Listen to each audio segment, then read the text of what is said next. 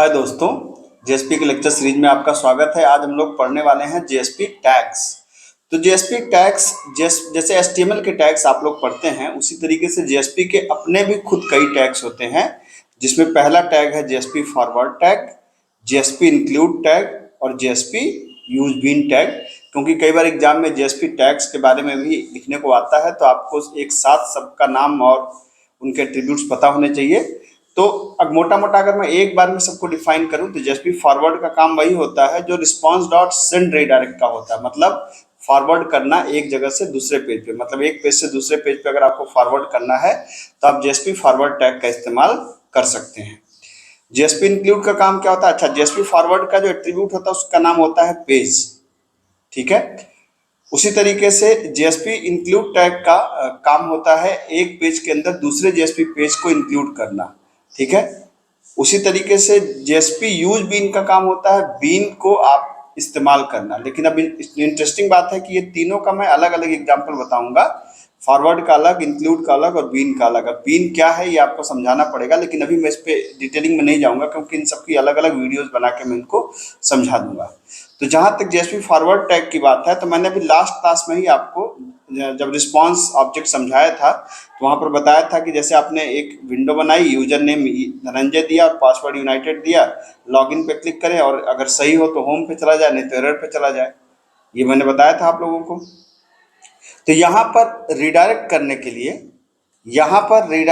के लिए हमने इस्तेमाल किया था, आपको याद है, यही पेज आपके सामने, ये एग्जांपल ऑलरेडी हम लोग पहले कर चुके हैं, इसलिए मैं इसको दोबारा नहीं लिख रहा हूँ। तो यहाँ पर जब आपको रिडायरेक्ट करना था तो यहाँ पर आपने कहा था response dot send redirect home dot JSP, यहाँ पे किया था आपने। बस जो काम ये करता ना, आप समझ सकते हैं कि जेएसपी फॉरवर्ड उसी का एक ऑल्टरनेटिव है। ऑल्टरनेटिव का क्या मतलब है? अब चूंकि वो एज एचटीएमएल टैग की तरह ट्रीट होता है तो इसको आपको यहाँ पर ये बंद करना पड़ेगा, मतलब स्क्रिप्टेड लगाना पड़ेगा और यहाँ पर इसको आप ऐसे कर दीजिए। अब यहाँ पर सिंपली आपको क्या लिखना पड़ेगा? आपको यहाँ पर लिखना पड़ेगा जेएसपी, यहाँ पर आप एक कर्ली ब्रैकेट लगा दीजिए और यहाँ पर लिख दीजिए कि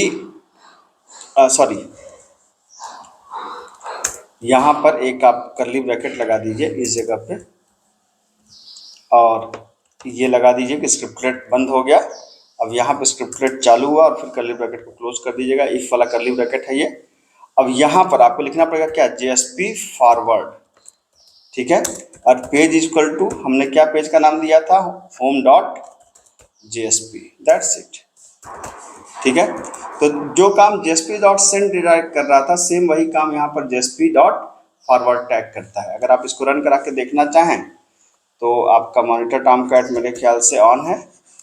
ब्राउज़र पे आप जाएं और आप देखें यहाँ पर ये माई जेएसपी के अंदर पेज का नाम था login dot JSP, login dot JSP. आप इसको चेक कर लें यहाँ पे, ठीक। तो यहाँ पे आप देख सकते हैं यूजर नेम मैंने क्या कहा था कि यूजर नेम धनंजय हो, पासवर्ड यूनाइटेड हो। तो यूजर नेम अगर धनंजय है और पासवर्ड क्या है?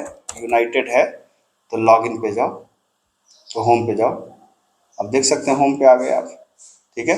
अदरवाइज आप कहाँ पे, अगर गलत है तो जो गलत होने पे जो आएगा आप गलत होने वाले पेज पे जा सकते हैं, ठीक है।